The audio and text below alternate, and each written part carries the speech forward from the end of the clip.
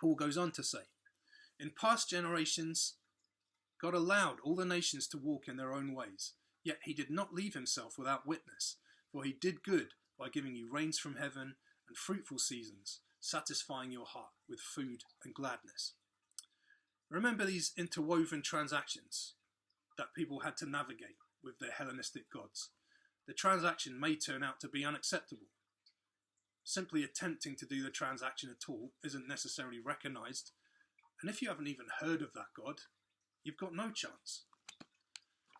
Contrast that with God. The nations, such as Lystra, were allowed by God to walk in their own way. He didn't punish them for not even being aware of him. They didn't worship him. They didn't attempt any transactions with him, and they didn't behave in the ways God wanted. What does God do, though? He gave them rains, fruitful seasons, food, and even gladness, unconditionally. And despite their conduct or attitudes, it was a complete gift. It was grace. Paul actually writes a very detailed letter on the subject of grace to the very churches that he's planting here in Galatia.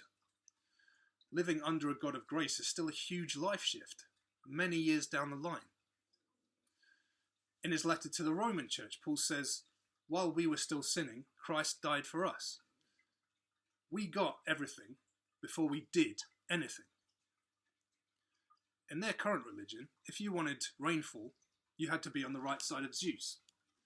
If you wanted fruitful seasons, that depended on Demeter. If you wanted to experience the emotion of gladness, that too involved a transaction. In that case, some guesswork and interpretation was needed. It's probably, out of all the transactions, one of the hardest things to attain in the Hellenistic religion. If what you want is food and gladness, sort of together, then you might think it's Dionysus that you go to, the party god. But maybe you want the sublime kind of inner joy, in which case maybe you need to go to Euphrosyne, one of the charities who brings joy. Now, neither God's going to be okay with a split loyalty. That's an absurd situation to be in, that you get anxious about how joyful you are and how you will secure joy. It's counter-joyful. But you know what? I'm going to confess that I do this. I don't know about you, maybe I am a bit odd, but this is something I get anxious about sometimes. I don't feel joyful at the moment. How am I going to get joyful? Will this idea work? Will that idea work? What if it doesn't? I get anxious about that. I think there's a few other people like that out there, I'm going to say. So, anxiety. The anxiety was your end of the deal when it came to Dionysus. We think of Dionysus as the party god, which he was. He was god of the vine and feasting. But we associate with a party god the personality of a party guy. We assume that he's laid back and easygoing. Well, Dionysus really was not those things. He was vindictive and manipulative and really enjoyed playing with people. People knew that. It was part of the transaction. And if there's nothing different to that, you can't very well object to it. We project onto their time our understanding of wine as a luxury party product. But that's not quite the same either. Water wasn't very safe to drink, so wine was more of a basic than a luxury. So Dionysus held more over you if he withheld a vine harvest. Dionysus wasn't just about bringing the party when you wanted to party.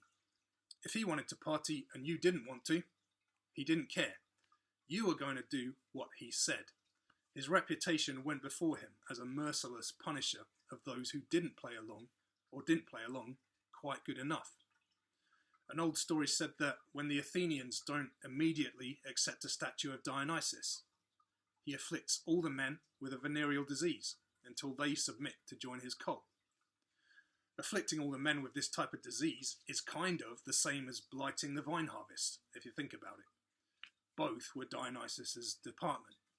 Again, we think of him as a party god. He's actually got a lot more power. He holds sway over a lot more important things than perhaps we immediately think of. In Euripides' play The Bacchae, King Pentheus doesn't submit to Dionysus' takeover of his city, of Thebes, and he doesn't participate in his bacchanalia. As a reward, he ends up gored and dismembered by his own mother and daughters, who don't realise it's him. Even the women who obeyed Dionysus were his playthings, who he afflicted with trauma for his entertainment. Again, we tend to assume that people who participated in the cult of Dionysus did so fully out of choice, like participants of a modern-day religion. But there was a deep presence of anxiety in worshipping him. People would do things that made them uncomfortable, but the discomfort was better than the worst thing that he might do to you if you didn't accept that discomfort. We imagine everyone who ever joined an orgy or a bacchanalia enjoyed themselves. Well, look, some people certainly did enjoy themselves, but if you think about it, you're only going to enjoy an orgy that you want to be at. You won't enjoy an orgy that you're compelled to be at. But you're depressed. You're finding joy elusive in your life. If you take on this anxiety and probable danger right now, Dionysus might give you joy in return later. He might. No contracts though, of course. Dionysus messed with your head for his pleasure. The hierarchy of nature that informs your entire city structure and your entire way of life should just be abandoned at his command. Again, in Romans, Paul talks about how the people of Rome had to do things against their own conception of nature in the worship of gods. In Euripides' Bacchae play, Dionysus undoes the structure and order of an entire kingdom. But gods just outranked humans, including their kings. Now, returning to Paul's mention of the seasons.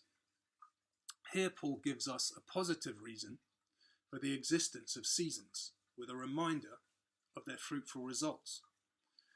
In the Hellenistic religion, seasons were the result of a god's neglect of humans. Demeter was the goddess of grain and harvest. Her daughter, Persephone, was stolen by Hades, the god of the underworld, and forced to become his wife. Demeter brought this injustice to Zeus, who ruled that Persephone would spend half of each year with Hades, who's his brother by the way, and half of the year with her mother, Demeter. So Demeter was happy for half of the year when she had her daughter with her, and when she's happy she extends her charity to the people of the earth, causing the growth of their crops. She was sad for the other half of the year and neglected to assist the people during that time. Exacting revenge on people, rather than directly on the god who defended them, was a common practice among the Olympians. Zeus and Hades couldn't be got at. Humans could be. Now, I hope I didn't overload you with too much about the gods that the Lystrans would have known about and were trying to get on the right side of. I did want to go into more detail to show that the more we know about this Hellenistic belief landscape, the more we appreciate how greatly in contrast God is. We can see that God's commitment to his creation is not conditional like that of the Olympian gods, but it's unconditional. But when we look at gods like Dionysus, we realise that the Lystrans have to deal with very pedantic gods. Dionysus would set you up to fail deliberately for his own entertainment. Demeter can easily abandon humans, and if the mood took her, even withdraw the harvest during her time of rejoicing. Believing they exist might not be enough, worshipping them might not be enough, and getting everything they require right might not be enough. Another god might frustrate them, and then they'll not hesitate to vent that frustration on you. God, in huge contrast, provides for all with abundance. Those who don't know him. Contrast that with Dionysus, who disguises himself, then punishes people for not knowing it was him. God provides with abundance for those who don't worship him, and for those who get it all wrong. In this provision, Paul says, God did not leave them without witness. Now, this is often interpreted today as Paul saying that the world is proof that God exists. That oversimplifies what this witness means. These people, remember, have expectation of gods and already believe that there is probably a created God. This witness that Paul's talking about is a witness to what God is like, while of course it does affirm his existence. He gives freely. That's absolutely unheard of in Lystra. He gives unconditionally and out of grace. He's prepared to reveal his character before anyone submits to him. He gives with an open hand and shows himself openly. And that's important, of course. There being a creator, sovereign, all-powerful God is good news because of what he is like. Now, I find some personal reassurance from this final verse here. It's nice to know that there are other people like me around, slow processors. Paul's words definitely impact some of the people who heard them because they go on to become disciples, but right here and now, they haven't really taken it in, and they go back to trying to make offerings to Barnabas. I think perhaps if I had been one of the men of Lystra, the light bulb would have come on a few days later too. We can see from the actions of a prominent apostle, from Paul, that it's okay to give introductory information before the gospel. That doesn't make the message less holy or dilute it. Paul recognises that people may really need it. What do we know about the person who's in front of us? Where are they currently? That's a question Paul asked, and we can ask that question. We can't really take Paul's words here as template for our witness, because we're likely to be with a different crowd who don't have the same initial point of departure. As we've seen, the people of Lystra have an expectation of gods and think a creator God is logical and probable. Our crowd won't. A lack of expectation of gods is not necessarily a disadvantage at all. It means that the possibility of a God is more impacting, and they don't have prior assumptions about what a God is like that are going to be tough to unlearn. As for a creator, well, our burning questions have moved on to different ones to those of past times. We don't connect creation with identity in the same way as people back in the first century would have done. Questions about the beginning of the universe are still matters of great interest, definitely. But it's more a case of trying to arrive at accurate information rather than identity-forming information. But there are certainly modern-day equivalents to those questions. So we can search in our time and among the people we know to determine what those equivalent questions are. Paul and Barnabas' actions certainly challenged some established conventions about Christian witness of today. Another challenge is around how much commitment we show. Paul and Barnabas don't demonstrate this getting the box ticked approach. You know, you speak this summarised message that you practiced in a certain time and place, and if there's no response in that time, move on. You were there, you tried, the box is ticked. In the most rapid popularity shift possibly in history, Paul and Barnabas go from being worshipped to being assaulted by the same crowd. Some disgruntled Jews from the surrounding area convince their neighbours that the visitors are dangerous and need to be exterminated. In fact, using the same purifying method that we saw Paul and Barnabas resist earlier, death by stoning. Only because they think Paul is dead do they finally leave him and his disciples. And note, he has some disciples, so success. It's some disciples that discover he's not quite dead, and then they get him out of Lystra. I mean, for me, that's going to be the point where I reckon I've done enough. You know, probably several stages before people are picking up stones and assaulting me, I think, well, I can safely say I've ticked the box here. Well, Paul gets cleaned up and he goes back into Lystra. He also goes back to Iconium, where he'd barely escaped with his life, and to Antioch, not neglecting the third Galatian city of Derbe. And how long does Paul stay in Lystra? He stays in Lystra long enough to strengthen the souls of the disciples, verse 22, encouraging them to continue in their faith and warning them that tribulations are going to be part of entering the kingdom of God. He stays long enough for verse 23 to appoint elders for them in every one of their churches. And with prayer and fasting are going to take time, they commit them to the Lord in whom they believed. So how long does Paul stay? As long as it takes to do the job properly, demonstrating deep commitment at every stage. So let's not skip the fact that this is like category 4 here. That through deep commitment, even in the face of danger, Paul and Barnabas are once again demonstrating what God is like. the danger is very real in Lystra. People are lurking the streets who want to kill Paul. It turns out they didn't quite get the job done the first time. They're keen to finish him off. And this is a mob threat, I just want to point out. Remember that Lystra didn't have a synagogue. If they had, probably the synagogue would have got together and put saner heads together and respond very differently. Nowhere in Acts is it saying that this murderous behaviour is endemic of Jewish people. That's very important to remember, because otherwise, when this has happened, that gets weaponised.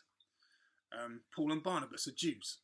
Jews are very much part of the congregation of the future Galatian churches, as we know from the book of Galatians. Because there isn't a synagogue, Lystra, there wouldn't have been special arrangements for the Jewish community to carry out its own discipline within its own community, as for instance you'd have had in Jerusalem. So a murder would have been viewed as a murder by the Lystrian authorities. Again, it's a mob threat.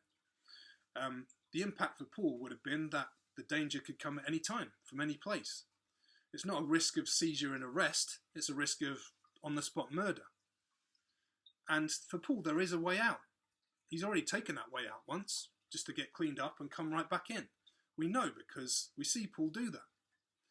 And we see that the rabble-rousers who's tried to get people to try and murder Paul have taken that way out. They're not there anymore. They go back to their own neighbouring cities. They're inciting the locals to violence. So there's a way out. Sacrifice is about having a way out and not taking it. So, through what Paul and Barnabas say, and through the actions of Paul and Barnabas, what have the Lystrans learned about what God is like? He is creator and sovereign. He is in harmony and he's consistent. He gives with unconditional grace, and he is committed fully to the point of sacrifice. Those of us watching who expect those things of a God, good, keep expecting them. But just understand that Hellenistic people at that time of the birth of the church definitely didn't expect those things. They didn't know this God and that he was going to be like that. The gods they knew, they certainly didn't expect these categories, these characteristics to be found in them. Paul and Barnabas show them a very different type of God. Hopefully, I've shown how looking at the cultural history of a place into which God speaks or acts opens up how much more impacting and powerful that word is. There were great opportunities that Paul could have missed if he'd not taken the time to consider his knowledge of the people that are before him. And some of that knowledge was prior knowledge, obviously, from his upbringing. Now, Paul has a powerful conversion. His life is revolutionized. Thankfully, he didn't take righteousness to mean, now I'm going to abandon and completely refuse the things I used to know, because you can be tempted to do that. If Paul had done that, these opportunities would not have come up.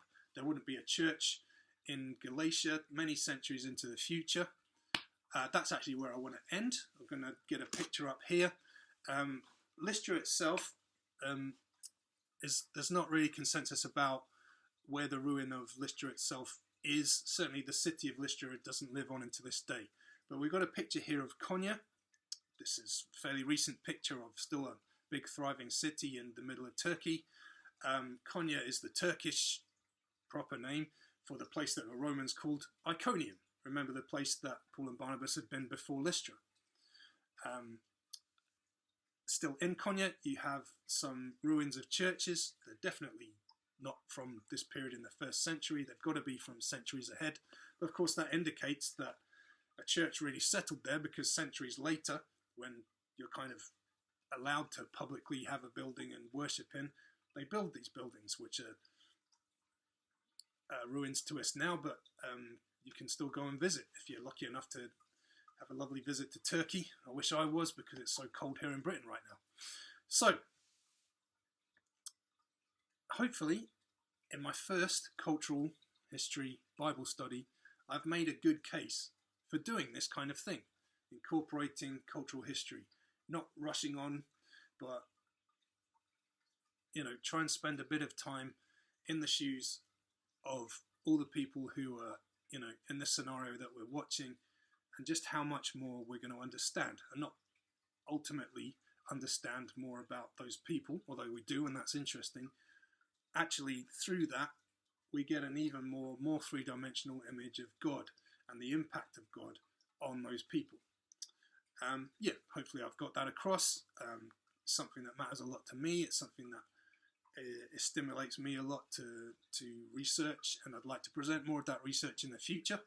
Thanks for, as always, for putting in the time and patience that's required with me. There'll be more of this kind of thing. There's definitely going to be more green background videos as well, where we'll look at, you know, art history, the art history side of things. Still so much stuff I want to do on that area as well.